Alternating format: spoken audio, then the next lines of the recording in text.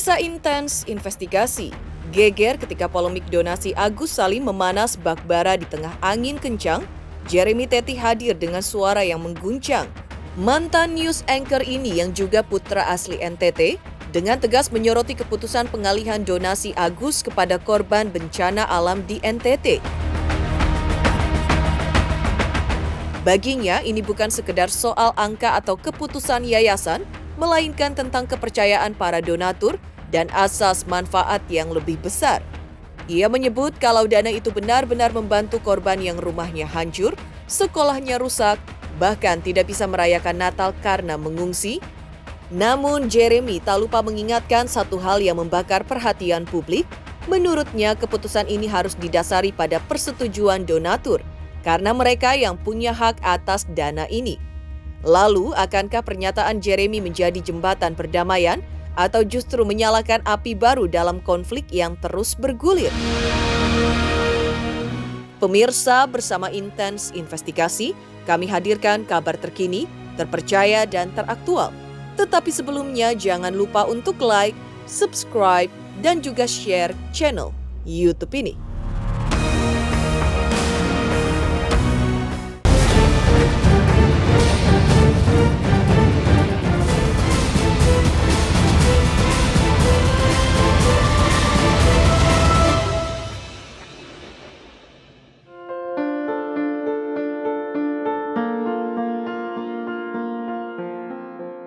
Masalah uang donasi untuk Agus Salim kembali menjadi badai polemik yang mengguncang jagat sosial media.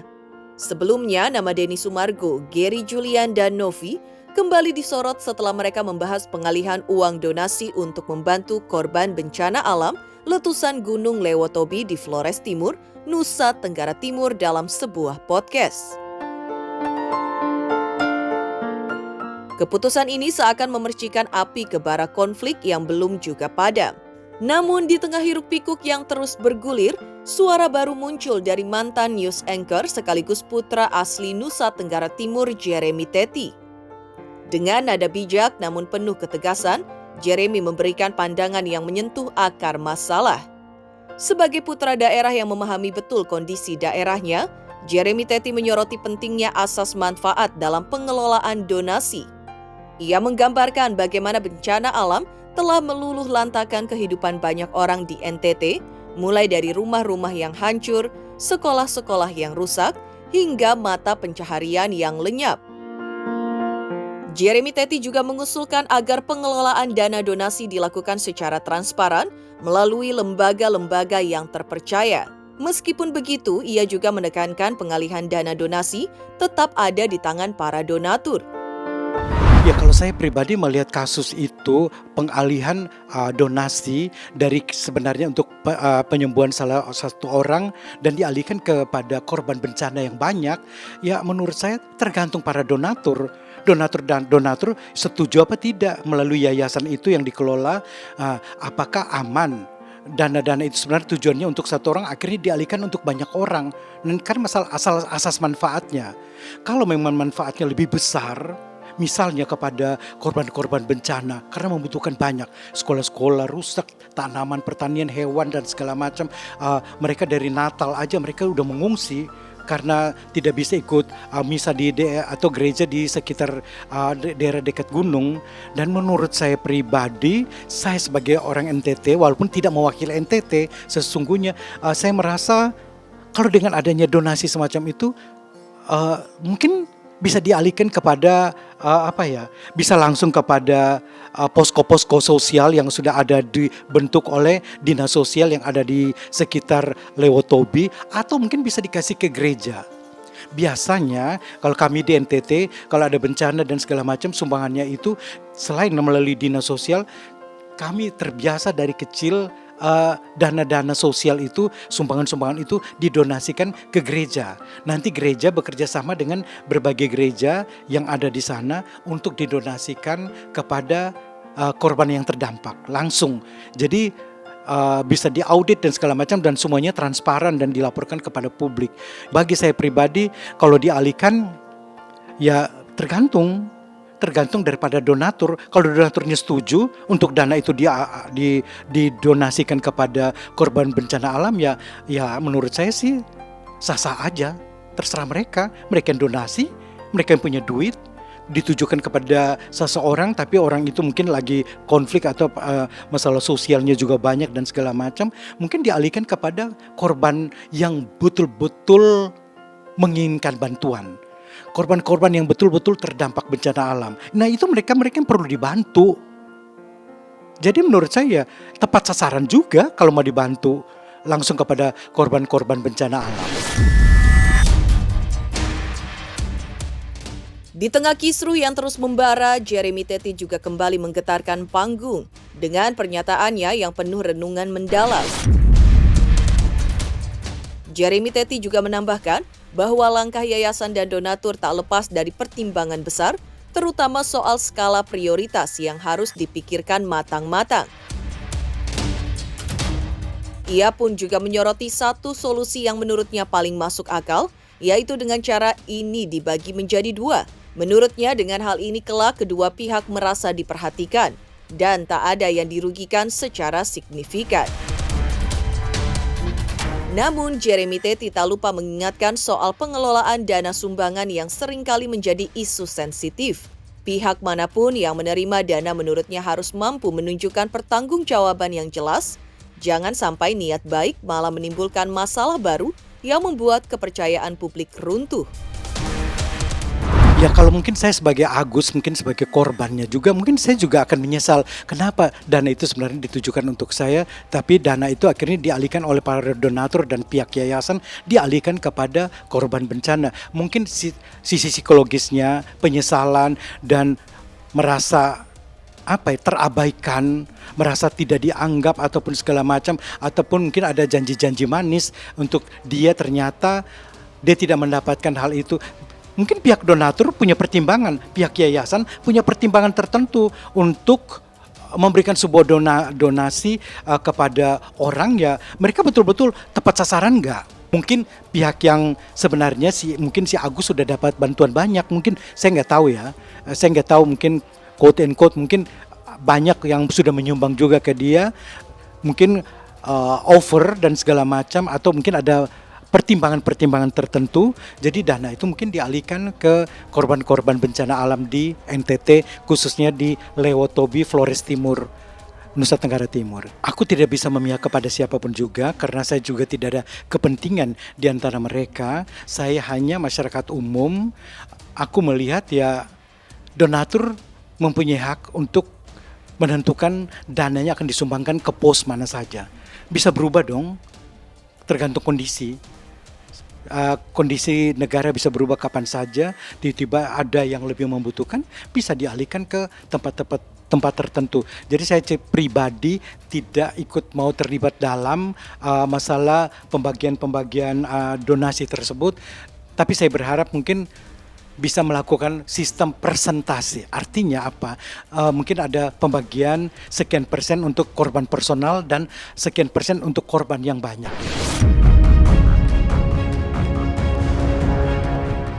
Sementara itu, lain halnya dengan pernyataan Jeremy soal donasi, pernyataan yang juga datang dari Irjen Pol Purnawirawan Riki Sitohang memberi sorotan tajam terhadap keputusan Denny Sumargo dan pihak yayasan yang berencana mengalihkan uang donasi untuk korban bencana alam di NTT. Riki menegaskan bahwa dirinya tidak ada niatan untuk berpihak pada pihak manapun dalam perkara ini. Namun ia menyatakan dengan jelas bahwa masalah ini harus diselesaikan sesuai dengan hukum yang berlaku. Pernyataannya ini menjadi tamparan keras bagi mereka yang terlibat dalam kasus ini dan menambah sorotan publik yang semakin tajam terkait aliran dana donasi yang penuh dengan kontroversi. Akankah suara tegas dari Irjen Pol Purnawirawan Riki Sitohang dapat mengubah arah keputusan yayasan? Ataukah perseteruan ini akan terus berlarut-larut mengundang lebih banyak perdebatan keras? Ini mungkin yang terakhir saya bicara tentang masalah Agus ya. Kalau berkaitan dengan risalah hukum silakanlah yang lain. Tapi kalau masalah berurusan dengan Agus sudah capek saya. Ya. Karena untungnya juga nggak ada ya. Saya tahu bahwa apa yang disampaikan ini saya sudah tahu konsekuensinya. Konsekuensinya yang tidak mengerti, tidak memahami hukum pasti akan merasa bahwa saya berpihak pada Agus, kan itu. Jadi begini rekan-rekan media, apa alasan saya mundur? Saya sudah jelaskan kemarin, alasan saya mundur bukan saya mau berpihak kepada Agus. Hingga detik ini saya tetap konsisten. Saya tidak ingin uang ini diserahkan kepada Agus. Ini biar tahu ini seluruh media. Tetapi kita harus patuh taat dengan hukum. Karena pada saat donasi itu dikumpulkan adalah untuk khusus perobatan mata Agus, bukan untuk Agus. Ini harus bisa dibedakan, berkali-kali saya katakan. Ya. Ternyata di dalam perjalanannya terjadi miss dan lain sebagainya. Ya. Pengacara-pengacaranya juga memberikan argumentasi masing-masing, sehingga terjadilah kekisruhan ini. Nah, kalaupun seandainya mau mengambil langkah, saya setuju banget ya. Seperti saya katakan terdahulu, mau dialihkan semuanya itu ke daerah NTT sana ya. Itu saya malah bukan senang lagi, berbahagia. Saya ini mantan Kapolda NTT. Oh, saudara-saudara saya di sana, saya 7 tahun bertugas di NTT loh. Bangga dong saya.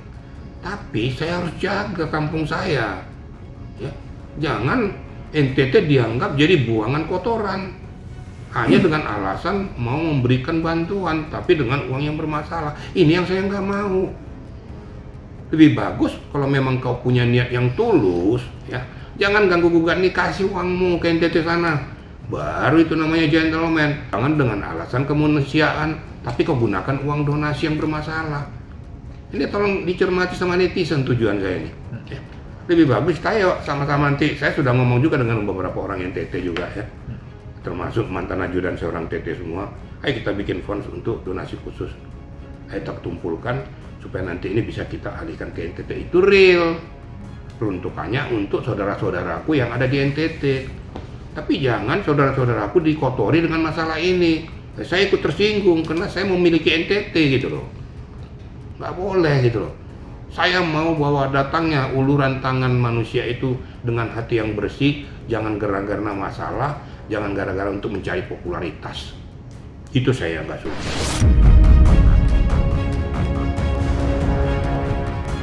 Di tengah komentar Jeremy Teti dan Irjen Pol Purnawirawan Riki Sitohang, mantan kuasa hukum yayasan, Farhad Abbas juga soroti keputusan donasi diserahkan kepada korban bencana alam di NTT. Lantas apa kata Farhad Abbas?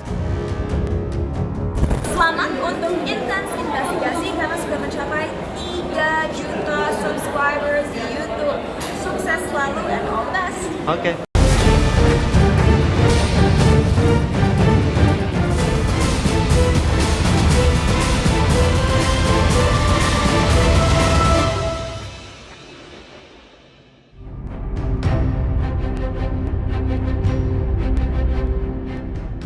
Farhad Abbas dengan nada penuh kekecewaan juga mengungkapkan bahwa dirinya kini hanya bisa menunggu kabar mengenai apakah uang donasi yang penuh kontroversi itu akhirnya sampai ke tangan korban bencana di NTT ataukah justru berlarut dalam pergulatan hukum yang tak kunjung selesai.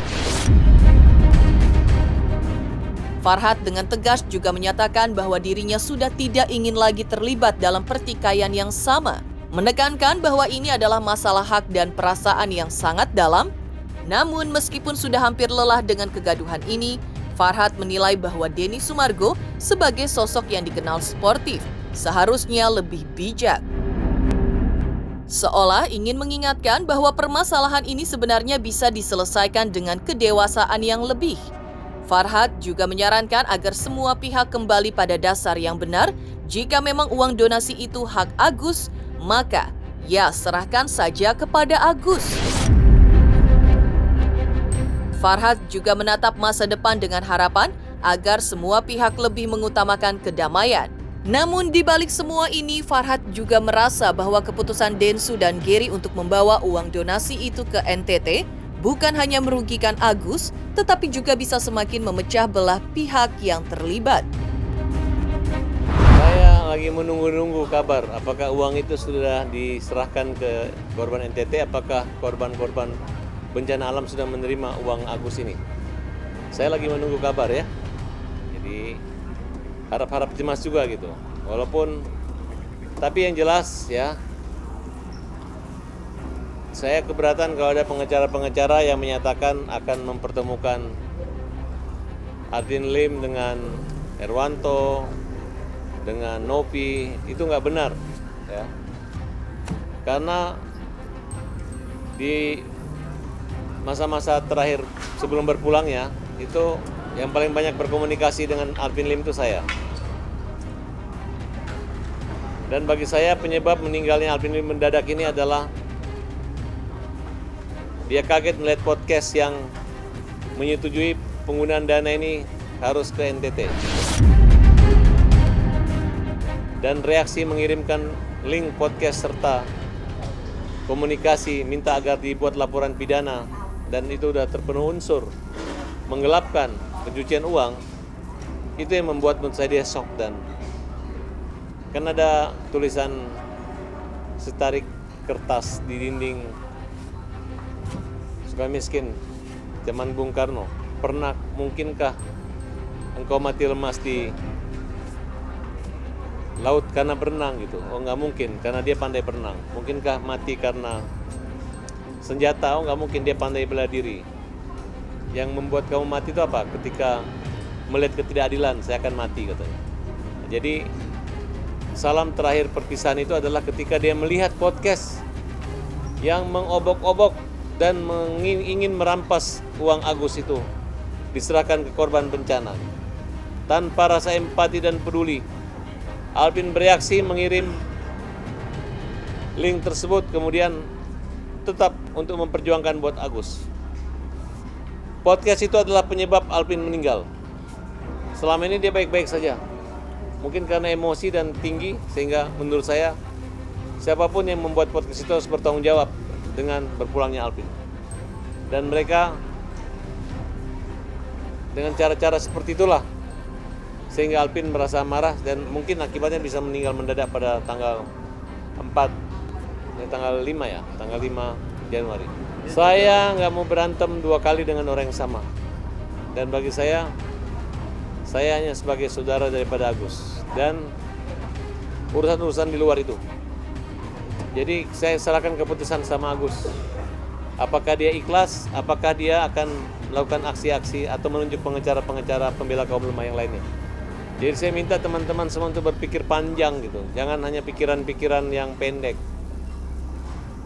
Kalau Densu khususnya saya anggap dia adalah seorang atlet. Kalau dengan atlet itu kan orang sport, olahraga itu orang yang lebih sportif. Kenapa orang olahraga itu? Karena mensana in corpore sano, di dalam tubuh yang sehat itu ada jiwa yang sehat. Jadi kalau orang yang berolahraga itu sehat.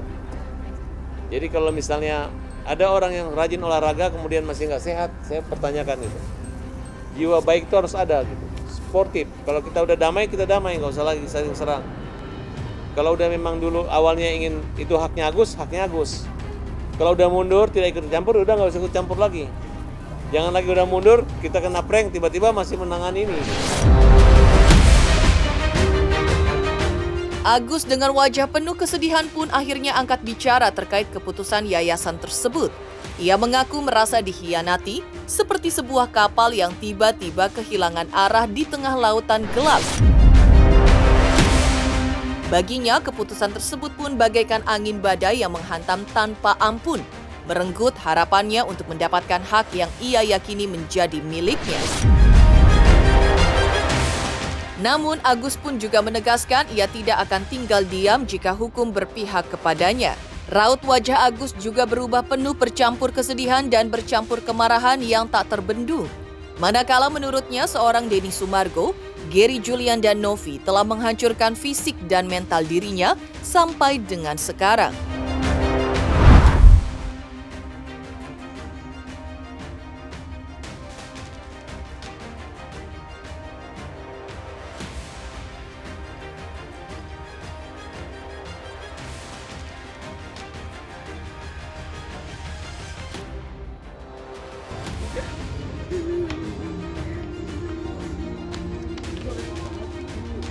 Itu petinya, Agus bisa pegang petinya, Gus. Ini merapat kalian semua. Kalian yang dibela. Kalian dibela sama Ko Alvin.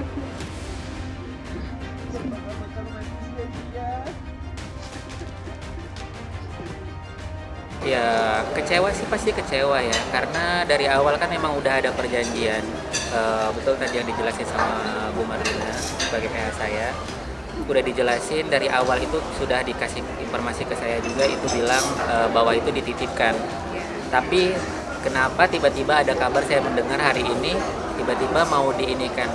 Kalaupun memang secara hukum tadi itu memang bukan hak saya rela. Tapi kalau secara hak hukum itu hak saya nggak ikhlas dunia akhirat, itu aja sih.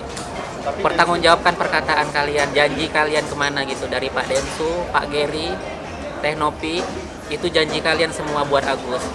Tapi janji kalian semua itu satu pun belum ada yang bisa ditempatin, itu aja sih. Kalian hancurkan fisik Agus, mental Agus, sampai sekarang kalian perlama, bilang Agus yang memperlama. Agus sudah mencabut itu semua laporan yang ada di Pak Farhan. Tapi kalian tega memperlakukan orang buta kayak Agus. Kalian tega memperlakukan orang buta kayak Agus. Kalau kalian mempersulit hidup Agus, mempersulit hidup orang buta, kalian maka dipersulit juga nanti hidupnya. Demikian pemirsa kabar terkini, terpercaya dan teraktual yang kami hadirkan hari ini. Saksikan terus Intens Investigasi setiap hari Senin sampai dengan Jumat tayang 5 kali sehari, pada Sabtu tayang 3 kali sehari, yaitu pada pukul 11 siang, 12 siang, 3 sore, 5 sore, dan 6 sore, tentunya hanya di YouTube channel. Dan pastikan jangan lupa untuk like, subscribe, share, dan juga komen channel Intens Investigasi.